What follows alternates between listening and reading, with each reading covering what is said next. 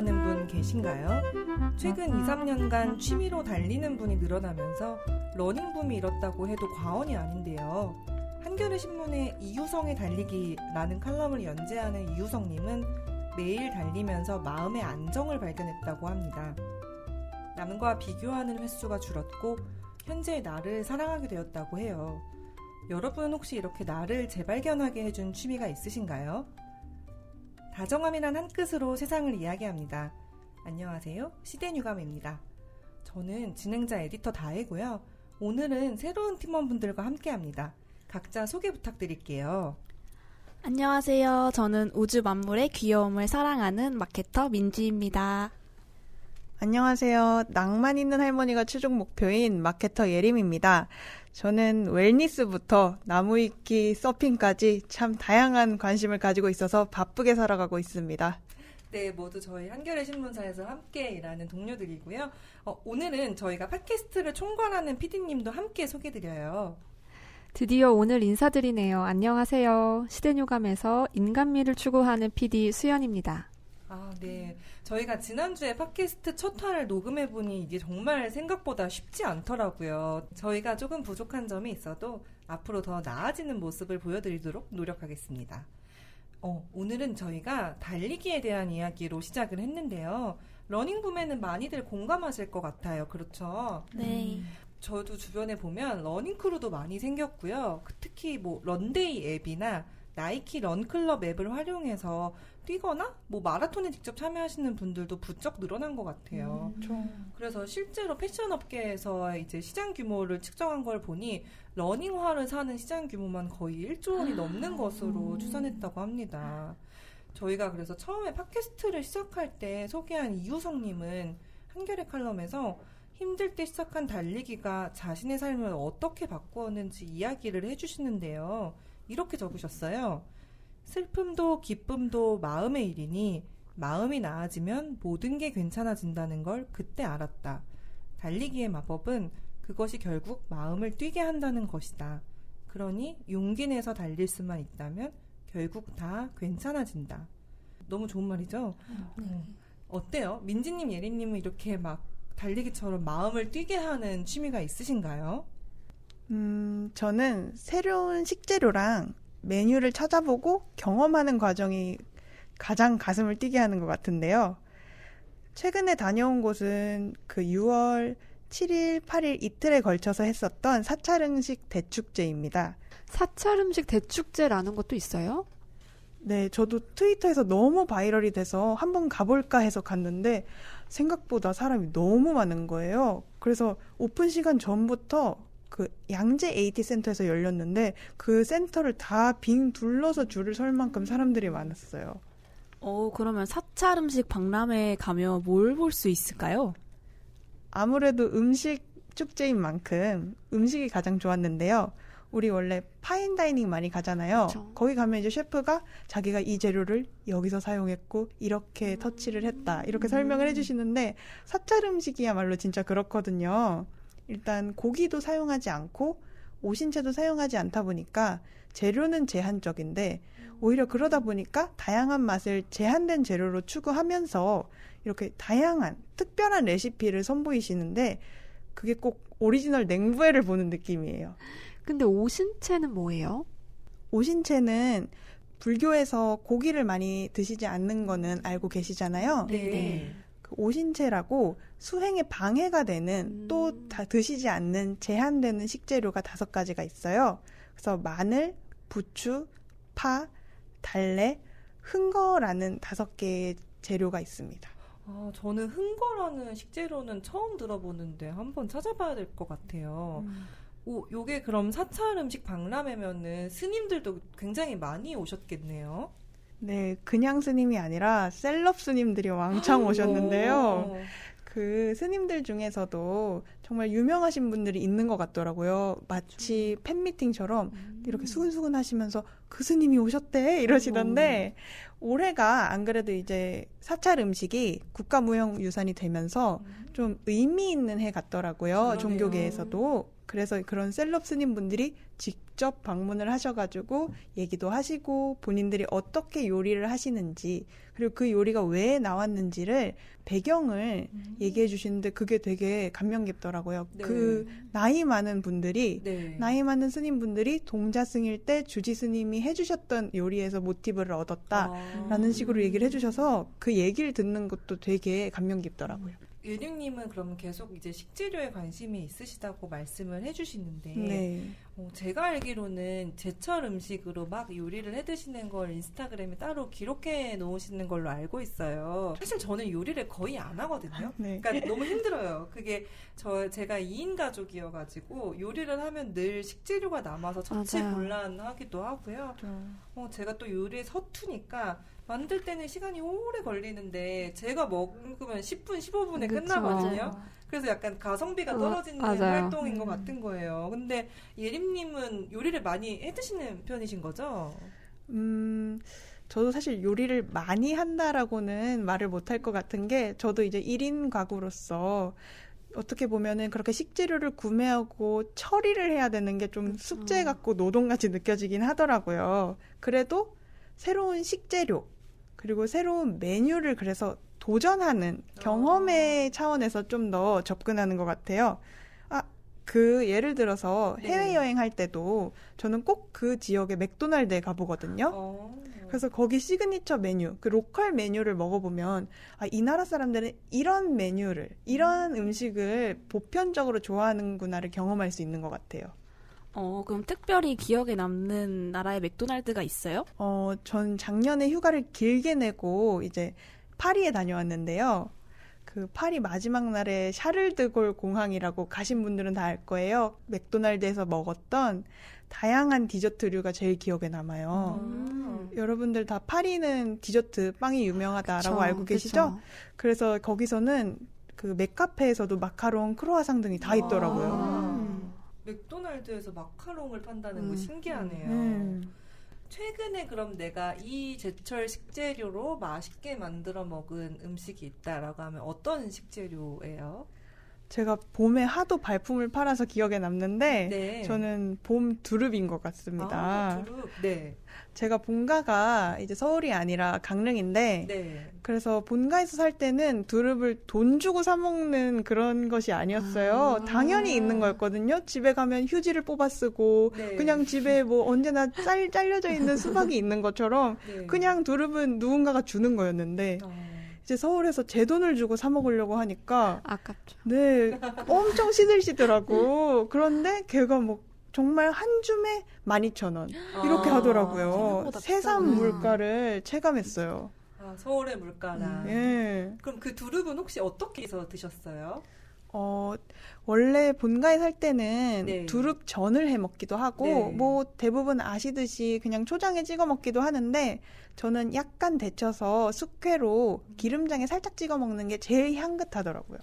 그 원재료의 맛을 살린 음식이군요. 네. 예림님 말씀 들어보니까 제가 최근에 어떤 그 트렌드를 이제 얘기를 들었는데 제철 코어라는 말이 있다고 들었어요. 그래서 제철에 맞는 뭐 과일이나 이렇게 뭐 야채나 음식 등을 좀 챙겨 먹고 비단 뭐 음식뿐만이 아니라 뭐 계절에 맞는 장소를 놀러 가거나 뭐 그 계절에만 즐길 수 있는 축제를 가거나 뭐 이런 거를 하는 걸 이제 제철 코어라고 한다라고 들었는데 저도 기억에 남는 게 혹시 지난 겨울에 방어회 드신 분 계세요? 그럼요. 저 먹었습니다. 저희 다 먹은 것 같은데요. 이게 제가 그 원래 한 10년도 더 전에 제가 학생일 때 홍대에 바다회사랑이라고 굉장히 유명한 방어회 전문점이 있어요. 근데 그때도 줄을 서긴 했거든요. 근데 막 완전 못 갈 정도는 아니었는데 지난 겨울에 홍대를 지나갔는데 사람이 너무 많이 길게 서 있고 건물을 아까 말씀하신 대로 진짜 건물 삥 둘러서 서 있는 곳이 있길래 여기가 어디지 하면서 봤는데 거기가 바다회사랑이더라고요. 그래서 저렇게까지 인기가 많았나 봤더니 막 이제 SNS에 이제 특히 젊은 분들이 겨울에는 무조건 방어회를 방어회죠. 먹어야지. 그쵸. 네, 이러면서 많이들 드시더라고요. 어떠세요? 예림님, 그러니까 왜 이렇게 사람들이 제철 음식에 열광하는 문화가 좀 만들어졌다고 생각을 하세요? 사이클이 왔다. 이제 웰빙 붐이 왔습니다라고 그쵸, 생각하는데요. 제가 보기에는 지금까지 너무 쪼는 맛이 많아서 맞아요. 이제는 반대를 추구하는 게 아닐까. 그 시기가 온 것 같습니다. 맞아요. 지금까지 뭐 갓생, 쪼는 맛, 쇠맛 등등 좀 단짠을 여러 요소에서 단순히 정말 맛뿐만 아니라 여러 콘텐츠나 사회에서도 이런 맞아요. 단짠이 매우 중요했었고 매운맛, 더 매운맛 이런 게 유행했었는데 그러다 보니 그걸 소비하는 사람들도 이제 거기에 지쳤고 맞아요. 그 지친 사람들에게 어떤 포인트로 다가갈 수 있나, 어떤 새로운 포인트로 넛질을 할 수 있나라는 시장 입장에서도 이제는 더 매운맛이 아니라 아니다, 슴슴한 맛으로 가자. 이럴 시즌이 온 것 같습니다. 맞아. 자극적인 게 이제 물릴만도했죠. 그래서 한동안 유행한 음식 트렌드가 굉장히 자극적인 음식들이었잖아요. 뭐 불닭, 로제, 마라, 탕후루 이런 유행의 반작용인 면도 있을 거라고 저도 생각해요. 네, 저도 수연님이 말씀하신 것처럼 이제 지금까지 있었던 그런 불닭 로제, 매콤 꾸덕 이런 게 이제 좀 반작용이 오지 않았나라고 하는 걸 공감을 하는 게 사실 제가 좋아하는 말은 아닌데 홍대병이라는 말 다들 아시죠? 네. 그러니까 결국은 너무 유행하네. 여기 결국 너무 유행하는 거에서 좀 벗어나고 싶은 마음이 다들 그쵸, 있는 그쵸. 거잖아요. 그러다 보니까 이젠 자극, 매콤, 단짠 이런 게 너무 레드오션이 됐다 보니까 다른 블루오션을 찾아 떠난 사람들이 종착한 곳이 결국은 슴슴한 맛, 무자극이 된 것 같아요. 이게 얼마나 몸에 더 좋을진 모르겠지만 제로나 저당을 선택하긴 해요. 그러면서 약간 정신승리를 하긴 하는데 그래도 사실 완전히 건강하게 먹으려면 결국에는 내가 내 손으로 해 먹어야 된다라는 그런 생각을 하게 되긴 해요. 근데 참 생각만 하고 실천은 쉽지 않은 것 같습니다. 이게 그죠. 특히 요리를 해서 먹으면 제 주변에 요리하는 걸 좋아하는 친구들은 이게 나를 대접하고 나를 돌보는 기분이 든다고 많이 얘기하더라고요. 그래서 좀 해먹어 봐야 되나 싶다가도 저는 약간 이제 집에 가면 완전히 에너지가 좀 소진돼가지고 그냥 축 처지는 것 같아요. 예림님은 어떻게 또 그렇게 요리를 할 기력이 나시는지. 사실 저도 가끔은 이제 일을 하고 나서 장도 보고 또 이제 뭐 재료도 손질하고 이러면 기껏 일하고 와서 내가 지금 뭔 노동을 하고 있는 건가 싶을 때도 있거든요. 네. 근데 또 어떻게 보면은 직업이나 커리어 외에도 나의 그냥 일상에서도 꼼꼼함이나 세심함을 좀 발현할 기회가 필요하다라고 생각하는 편이에요. 거기서 네. 좀 새로움도 느끼고 좀 활력도 느끼는 편이라서. 근데 먹는 거는 결국은 매일 해야 되잖아요. 내가 그렇죠. 쉽게 배달을 시켜 먹던 아니면 뭐 정성스럽게 차려 먹던 어쨌든 먹어야 된다면 그런 먹는 행위를 조금 더 세심하고 또 재밌게 도전도 해보면서 다양한 식재료도 접해보는 그런 순간으로 만드는 게 저는 되게 효능감이 느껴지더라고요. 그러면은 예림님은 이렇게 제철 음식으로 요리를 한번 해보는 취미를 다른 분들에게도 추천하고 싶어요? 저는 계절을 즐기는 걸로써도 너무 좋다고 생각해요. 네. 국내 여행을 갈 짬이 없다면 제철 코어로 약간 이 계절이라도 음식으로 즐겨보는 거 나쁘지 않다고 생각합니다. 그리고 인간도 어떻게 보면은 결국은 연료를 넣어야 돌아가는 기계 같은 그런 맞아요. 존재라고 생각을 해요. 이게 뭐 미쳤나요 휴먼? 이런 그런 밈 같은 의미가 아니라 상태가 안 좋을 때는 왜 그런지 그냥 객관적으로 정비도 해보고 또 이제 그냥 단순히 정신승리해서 이겨내거나 극복할 수는 없는 존재라는 의미에서 그렇게 말씀을 드리고 싶은데요. 그런 의미에서 이렇게 제철 음식이나 좋은 음식을 나한테 대접하는 건 좋은 연료를 나한테 넣어주는 것 같다고 생각을 합니다.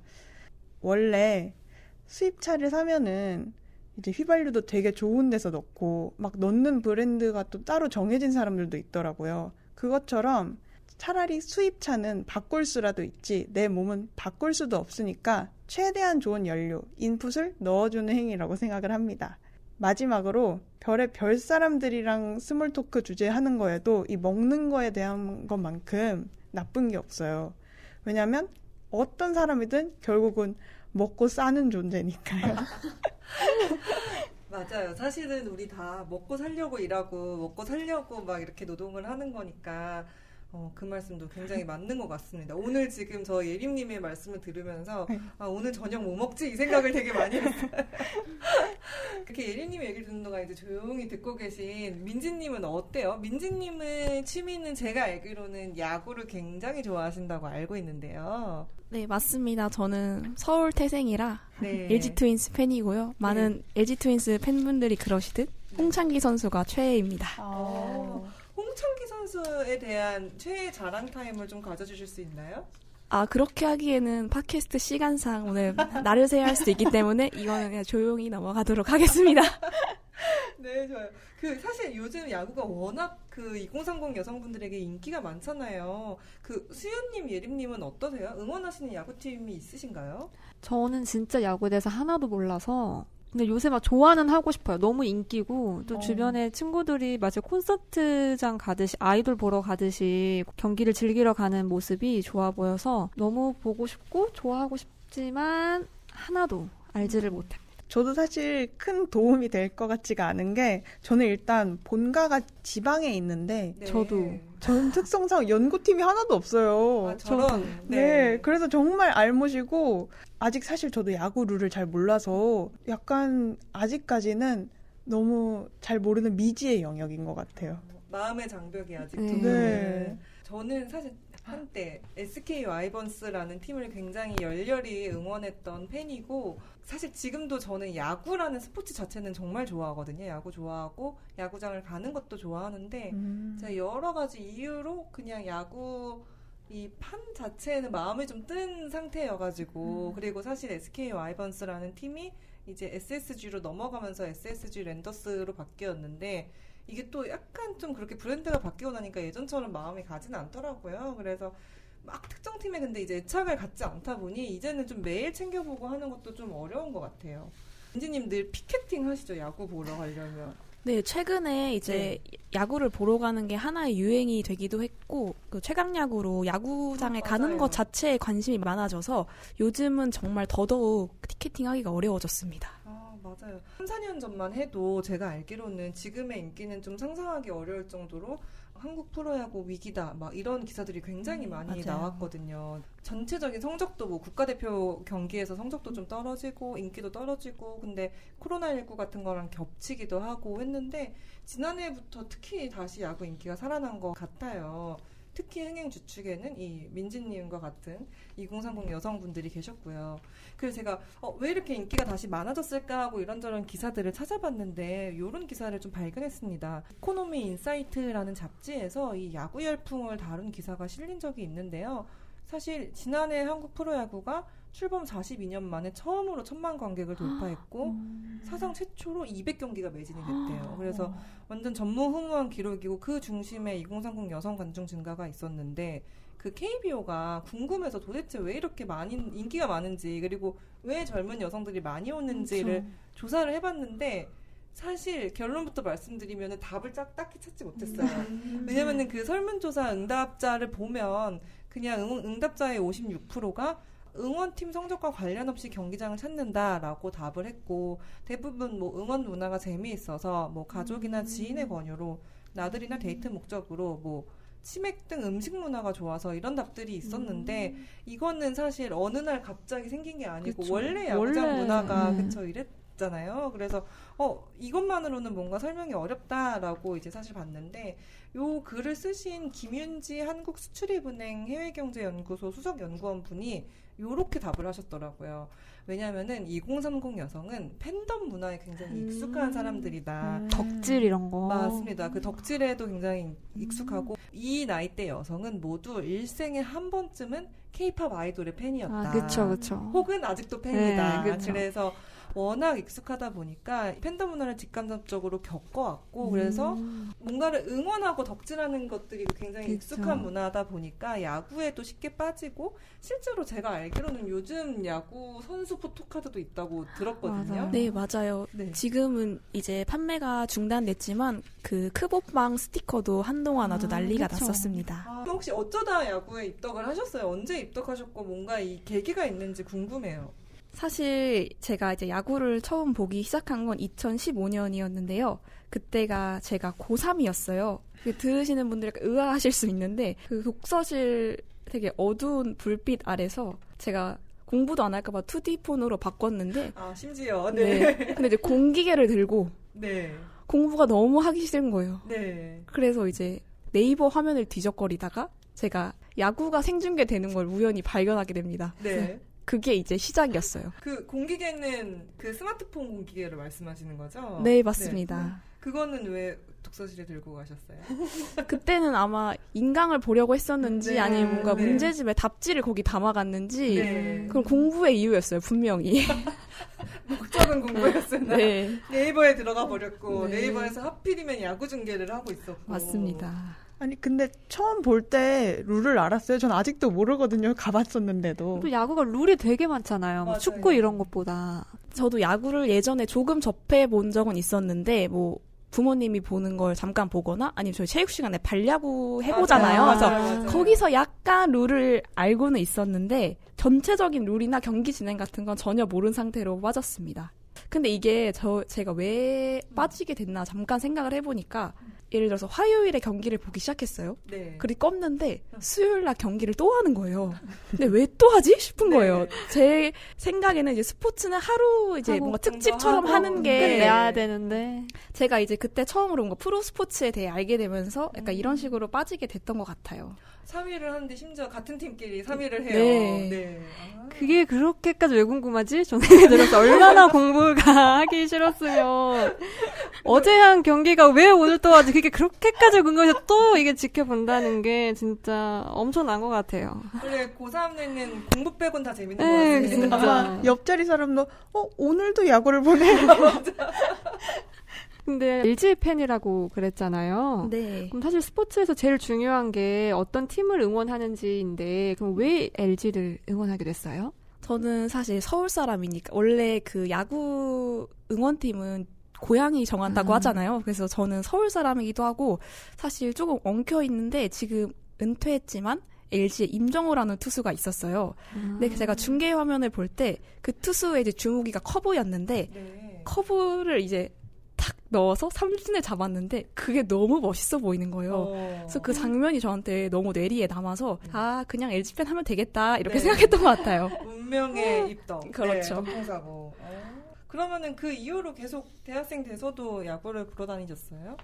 근데 이제 고3 때가 가장 네. 이제 공부 빼고 다 재밌는 시기잖아요. 네. 그래서 그때 잠깐 보다가 대학생 되고는 또 되게 이벤트가 많으니까 잠깐 시들시들 하다가 2018년에 제가 이제 야구를 좋아하는 그룹과 친해지게 되면서 직관을 이제 그제서야 접하게 되고 그 뒤로는 쉰 적이 없습니다. 가장 처음 간 야구장이 어딘지 그리고 1년에 직관은 몇 번 정도 가는지 궁금해요.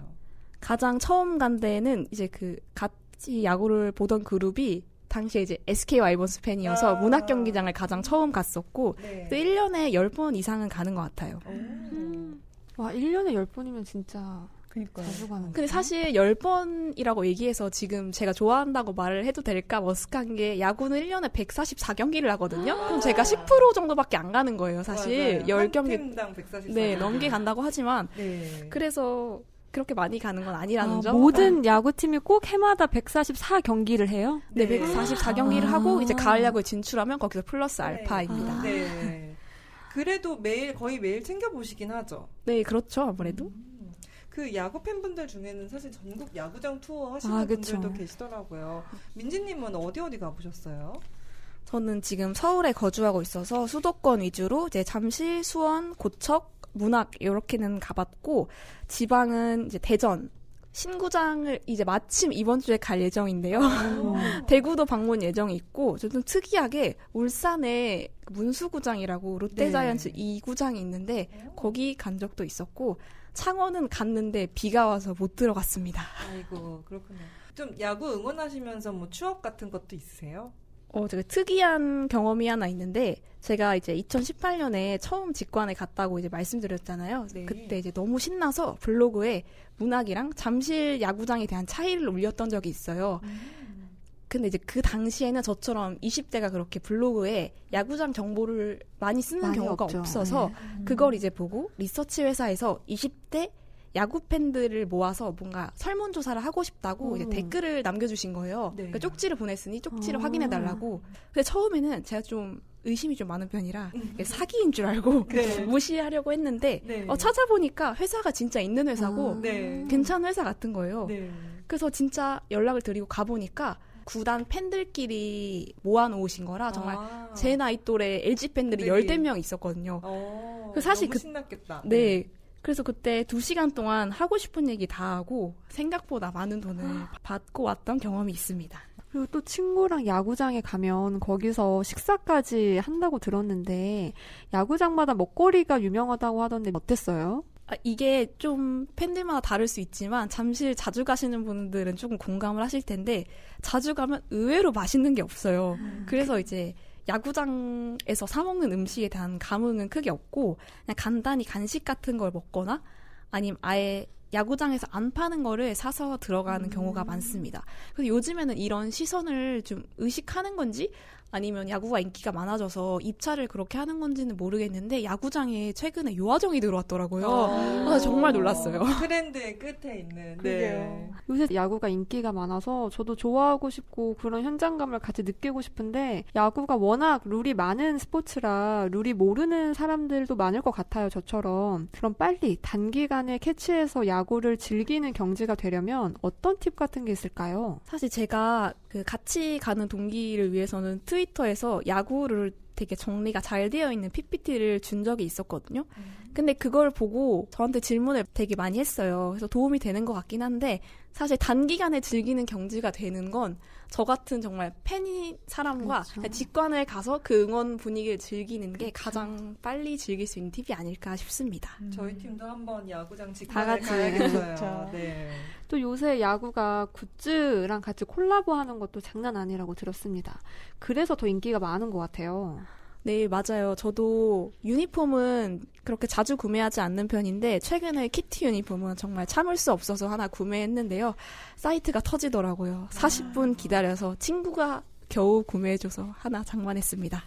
장만해서 다행이에요. 진짜. 네. 네. 그리고 키트에 있는 야구 유니폼은 그냥 티셔츠인 거잖아요. 유니폼 티셔츠? 그럼 그게 한 3, 4만 원 정도 할까요? 유니폼 10만 원 정도인데요. 막상 이제 실물로 보면 이게 티셔츠라기보다는 그 약간 도톰한 재질이에요. 그래서 10만 원의 값어치까지는 솔직히 잘 모르겠지만 팬심 아니면 이해 안 되는 가격이. 그렇죠. 저예요. 혹시 키티가 붙어서 더 비싼가요? 보통 비쌉니다. 이렇게 굿즈가 막 유행하고 저도 그 두산 베어스가 망그러진 곰 캐릭터와 네, 맞아요. 콜라보한 것도 맞아. 봤고 너무 귀엽더라고요. 그래서 그렇게 콜라보해서 자꾸 상품도 하고 재밌는 시구도 하고 이런 거 보면은 진짜 약간 덕질 팬덤 문화랑 좀 닮아 있는 부분도 있는 것 같아요. 그 키티 유니폼 사셨을 때 그 아까 좋아하는 선수 이름도 마킹했어요? 키티 유니폼은 제가 아까 잠깐 언급했는데 40분이 걸렸다고 말씀드렸잖아요. 네, 그래서 네. 이제 결제창을 넘어가는데 되게 급급했고 마킹하면 4주가 걸린다고 해서 네. 키티 유니폼에는 마킹 안 했고 다른 유니폼에는 홍창기 선수 마킹이 되어 있습니다.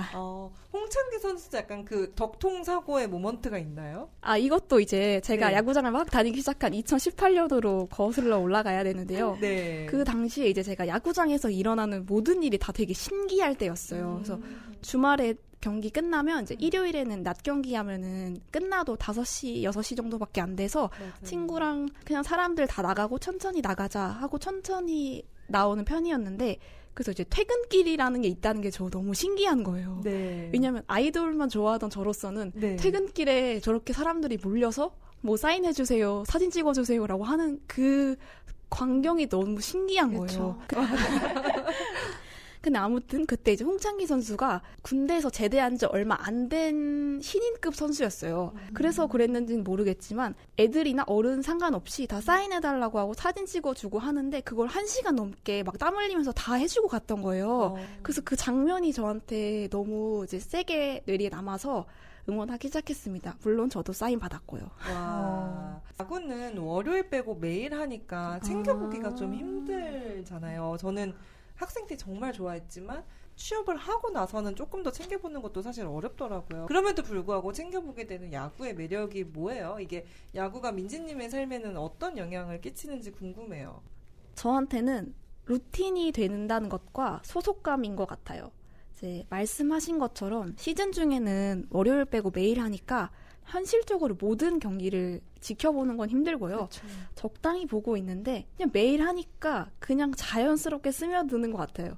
왜냐하면 어떤 취미를 제가 뭐 책을 읽는다, 음악을 듣는다 이런 건 제가 어쨌든 인위적으로 뭔가를 해야 되잖아요. 근데 이거는 제가 뭘 아무것도 하지 않아도 알아서 자기들이 하고 있으니까 저는 그냥 틀기만 하면 되거든요. 그래서 정말 자연스럽게 스며드는 것 같아요. 그래서 뭐 여행지를 정할 때도 야구장 있는 지역을 좀 찾아보게 되기도 하고 그런 루틴이 되는 게 일단 첫 번째 이유 같고 두 번째는 그 팀을 응원한다는 소속감이 꽤 큰 즐거움이 되는 것 같아요. 야구장에서 다 같이 응원하는 게 되게 재밌거든요. 많은 사람들이 이제 한 팀만 응원한다는 게 너무 신기하고 저도 자연스럽게 거기 몰입돼서 더 이제 빠져들게 되는 것 같은데요. 여담이지만 LG가 2023년에 우승하던 날 직관했는데 친구랑 저랑 얼마나 과몰입을 했는지 눈물이 네. 정말 찔끔 났어요. 그 우승한 순간을 직관하는 건 아마 평생 잊지 진짜, 못하실 것 같아요. 맞습니다. 정말이지. 사실 이렇게 두 분 지금 예림님과 민지님이 각자의 취미를 소개를 해주셨는데요. 취미가 있으면 확실히 삶이 활기차지는 맞아요. 면이 있는 것 같아요. 저 같은 경우에는 사실 저는 춤을 배우거든요. K-팝이랑 힙합 춤을 배우는데 멋있다.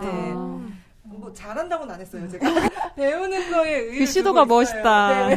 그게 제가 이거를 왜 시작했냐면 저는 코로나19 있던 즈음에 약간 번아웃이 왔는데 너무 무기력한 거예요. 아, 그쵸. 근데 보통 이제 무기력할 때는 막 여러분 나가서 산책하세요. 맞아, 걸으세요. 나가야 돼요. 네. 맞아. 이런 얘기를 하잖아요. 근데 저는 그것도 너무 힘든 것 같은 거예요. 그래서 근데 뭔가는 어쨌든 그 나를 무기력에서 꺼내려는 시도는 계속 해야겠고 그럼 뭐가 있을까? 나는 뭘 좋아했을까? 약간 고민을 많이 하다가 제가 음악을 너무 좋아하기도 하고 이런 공연, 춤 퍼포먼스들을 너무 좋아하고 학생 때 그냥 막 찔끔찔끔이지만 그냥 다양한 장르의 춤을 아주 조금씩 배운 적이 있는데 그걸 되게 즐거워했던 게 제가 기억이 나서 그러면 춤 선생님을 한 분 찾아서 내가 그때 당시 좋아하는 노래에 춤을 한번 딱 그 1절만 해보자 라고 생각을 해서 배우기 시작을 했는데 그거 딱 1절만 해보자라고 했던 게 벌써 지금 5년 동안 하는 취미가 되었어요. 근데 이게 되게 일상을 엄청 지탱해주는 즐거움이 그쵸. 되더라고요. 안 그래도 지난달에 이게 왜 그렇게 재밌을까 고민을 해봤는데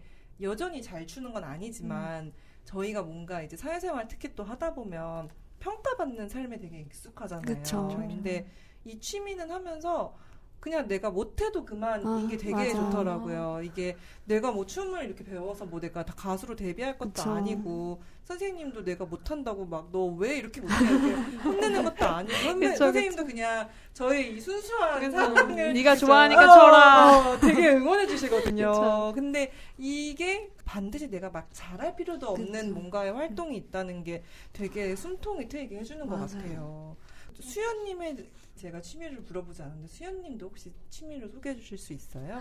저 방금 네. 다혜님이 꼭 잘하지 않아도 되고 평가받는 삶에 익숙해져서 못해도 그만인 취미여서 좋다고 그런 걸 말을 해주셔서 너무 공감이 됐던 게 저도 이걸 취미라고 해도 될진 모르겠는데 저는 외국어에 관심이 되게 많아요. 그래서 요즘에는 틈틈이 혼자 중국어를 공부를 하고 있거든요. 네. 이게 몇 달 전에 진짜 우연히 중국 드라마를 하나 우연히 보게 됐는데 너무 재밌는 거예요. 어떤 드라마인지 소개해 주실 수 있어요? 그게 남자 주인공이 너무 네. 잘생겼는데 맨 처음에 빠진 게 투투 장부주라고 저 넷플릭스에서 봤어요. 있는 걸 봤어요. 드라마를 보진 않았고. 너무 좋다. 안 봐서 좋아요. 제가 더 재밌게 말해드리고 싶어서. 네네. 근데 그게 너무 재밌는데 자막으로만 의존해서 봐야 되는 게 너무 답답하고 그게 싫어서 그날 바로 핸드폰으로 중국어 왕초보 책을 주문을 해버렸어요. 전 좀- 실행해요. 네. 그래서 좀 완전 피어가지고 네. 그날 바로 주문을 해서 지금까지 사실 거의 드라마 보고 그냥 충동 구매한 네. 수준으로 주문을 했는데 재밌는 건 사실 아직 한국에 있는데도 물론 제가 계속 한국에 살고 있지만 네. 외국어를 공부하면 괜히 좀 마음이라도 뭔가 멀리 나가 있는 기분이 들어서 또 낯선 언어를 알아가는 그 과정이 꼭 이렇게 세상을 조금 더 다정하게 이해하려는 시도인 것 같이 느껴지더라고요. 이게 네. 오랜 시간 끌고 오다 보니까. 그래서 언어 하나를 배우는 게 뭐 그 나라, 문화나 사람들을 더 이렇게 뭔가 열린 마음으로 보게 돼서 너무 좋았고, 무엇보다 아까 다혜님이 말한 것처럼 뭔가 공부하면 그동안은 늘 시험을 위해서만 공부를 해왔는데 진짜 그냥 내가 좋아해서 나 좋자고 하는 공부다 보니까 오히려 저에게 주는 작은 선물 같이 느껴져서 저는 요새 중국어 공부를 좀 사부작 하고 있습니다. 와. 정말 잘생겼나 봐요. 너무 잘생겼어. 근데 또 사실 요새 최근에 바뀌었어요. 바뀌었는데 빠진 대로가 바뀌었나요? 네. 바뀌었는데 네. 사실 시작은 그분이었다. 이었다. 그 네. 투투 장부주는 로맨스 멜로 드라마인가요? 완전 그냥 처음부터 끝까지 놓고. 그 말씀해주신 대로 사실 제가 저 한마디 덧붙이자면 저도 이렇게 충동적으로 산 외국어 책이 있는데 아직 펼쳐보지도 않았거든요. 무슨 언어인가요? 저 태국어예요. 독학으로 배우는 태국어 첫걸음 이걸 저도 독학으로 배우는 중국어 첫걸음 같은 회사 같은데요? 맞아요. 그걸 샀는데 저는 그걸 왜 샀냐면 두 가지 이유가 있는데 하나는 그 태국어는 그러니까 사실 중국어도 한자고 얼추 그쵸. 우리가 읽을 수 맞아. 있는 그 영역에 있는 알파벳이 있는데 태국어류는 아예 짐작이 아예. 안 가잖아요. 태국어, 러시아어 이런 것들은. 그쵸. 그래서 아예 읽지도 못하는 언어가 어떤지 그쵸. 너무 궁금해가지고 산 게 하나가 있고 사실 더 근본적인 목표는 이걸 배워서 태국 음식을 먹으러 가야겠다라고 하는 아주 근본적인 목표가 있었는데 공부하지 못하고 있습니다. 네. 근데 이제 말씀을 드리니 저도 주말에 태국 그 책을 그렇죠. 한번 다시 한번 그 책을 네. 펼쳐봐 보겠습니다. 펼쳐야 합니다. 네. 저희가 지금 방금 얘기한 대로 사실 취미라는 게 이렇게 되게 삶의 활력이 되고 진짜 숨통이 같은 존재인 것 같거든요. 맞아요. 그 예림님이나 민지님한테는 어때요? 취미가 어떤 면에서 내 삶을 조금 더 다정하게 만들어준다고 느끼세요?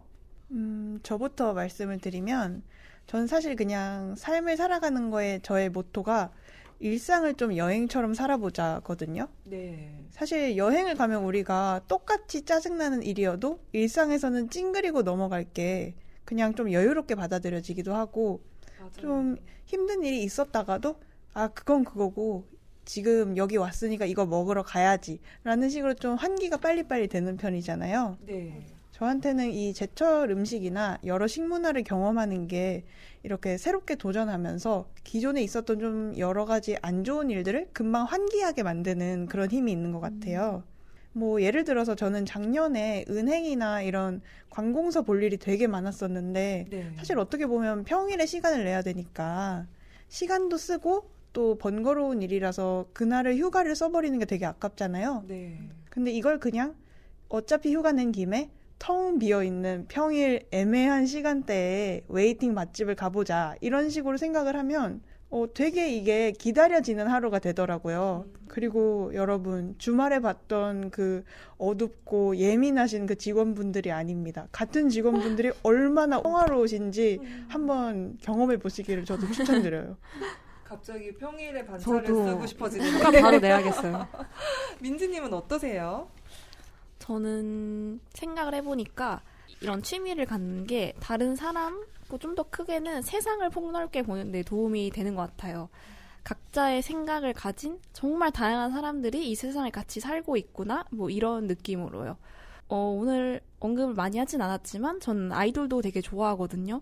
덕질이 일상인 사람인데 이 시간이 제가 좋아하는 대상들에 대해 이해하는 시간도 되지만 그 이제 팬덤이라고 하죠. 그 속에 속한 사람들을 이해하게 되는 과정 같기도 한데요.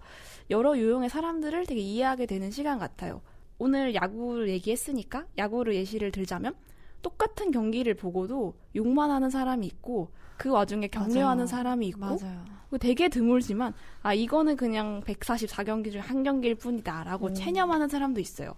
그 야구장에 오는 유형도 진짜 오로지 경기만을 보러 오는 사람, 그 경기장의 분위기나 이벤트를 즐기러 오는 사람, 먹으러 오는 사람 또 다 다르거든요. 그런 걸 보면서 세상에는 정말 많은 생각과 다양한 사람이 있다. 이걸 받아들이는 과정이 이제 저 사람 왜 저래? 이게 아니라 그래 그럴 수 있지 뭐 이렇게 제가 좀 더 세상을 다정하게 이해하는 데 도움이 되는 것 같아요. 그리고 야구랑 다정은 좀 너무 안 어울리는 단어 같지만 야구장에도 이런 은근한 다정한 모먼트들이 있는데요. 뭔가요?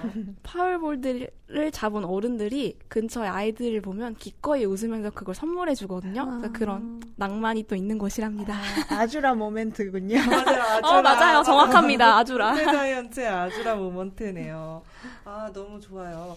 각자의 취미가 또 이렇게 좀 각자 다른 게 재밌는데요. 저도 사실 그 민지님한테 좀 공감이 되는 게 모 아이돌을 굉장히 좋아하는 팬으로서 같이 팬의 이런 경험을 나누는 덕질 메이트들이 있거든요. 이제 어느 순간은 그 덕매들이랑 노는 게 재밌는 것 같아요. 그래서 만약에 아이돌 좋아하지 않았다면 만나기 어려웠을 분들이랑 만나고 얘기하는 거가 엄청 또 저희 세상을 넓혀주는 그런 느낌이 나기도 하더라고요. 그러면은 저희가 이제 벌써 6월이 돼서 시대유감 팟캐스트를 듣는 청취자분들에게 우리 남은 절반의 한 하반기 시간 동안 요거 하나는 취미로 한번 삼아보시는 거 어떠냐 이렇게 좀 추천해보고 싶은 거 있으세요? 저는 인생이 너무 지루하고 따분하다. 매일매일 큰 힘 들이지 않고 희노애락 한번 즐겨보고 싶다 하시면 야구를 시작하시길 추천합니다. 대신 고혈압은 주의하시길. 민지님은 욕을 하시는 편인가요? 격려를 하는 편인가요? 전 사실 좀 욕을 하는 편입니다. 제가 네. 같이 야구를 보던 그룹 중에 네. 한 분이 남긴 명언이 있어요. 어떤 명언이죠? 야구 보면서 욕 안 하는 사람, 네. 그거 사람 아니다. 이거 무섭다. 예림님은 어떤 걸 추천해주고 싶으세요? 저도 물론 제철 음식을 추천드리고 싶은데 많은 분들이 염려하시는 그런 음식물 쓰레기 및 그런 노동이 되는 게 맞아요. 힘드니까 맞아요. 그러면 인생이 심심할 때 일단 양식팟이라면 발사믹 식초랑 올리브유 그리고 한식팟이라면 참기름이랑 김을 지금 쓰고 있는 거에 정확히 한 2배 이상 비싼 걸 사보세요.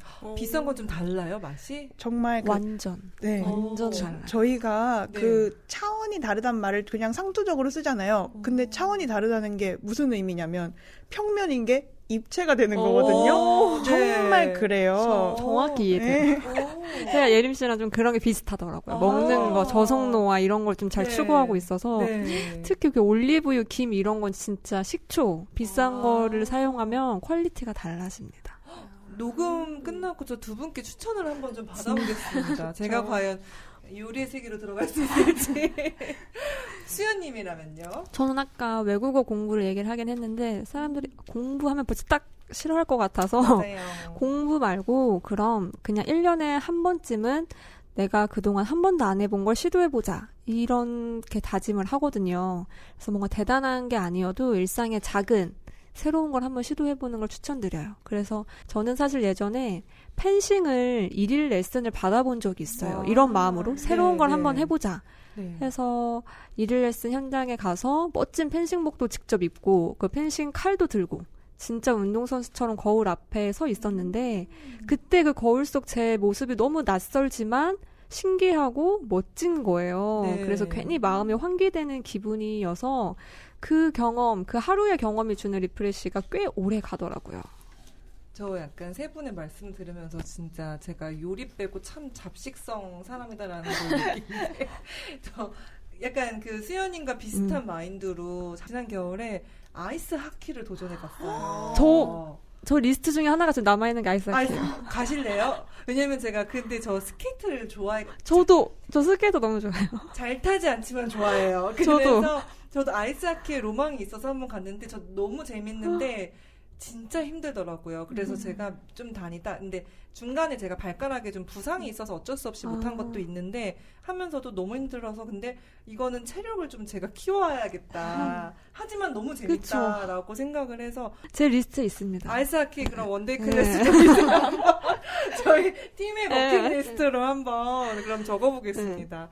저는 정말로 제가 뭐 춤을 좋아하기도 하지만 지금 또 수우파도 다시 시작을 했으니까 춤 한번 도전해보라고 말씀드리고 싶어요. 제가 워낙 이제 그 릴스, 춤추는 릴스를 많이 보는데 물론 이제 아이돌 뭐 이런 분들도 댄서 분들도 있지만 일반인 분들이 요즘 이제 워낙 본인들도 릴스 맞아요. 찍어서 올리시고 챌린지 찍고 이러시니까 막 보면은 할머니 할아버지들도 많이 촬영을 하시더라고요. 근데 제가 그렇게 춤추시는 할머니 할아버지의 공통점을 발견했어요. 뭐죠?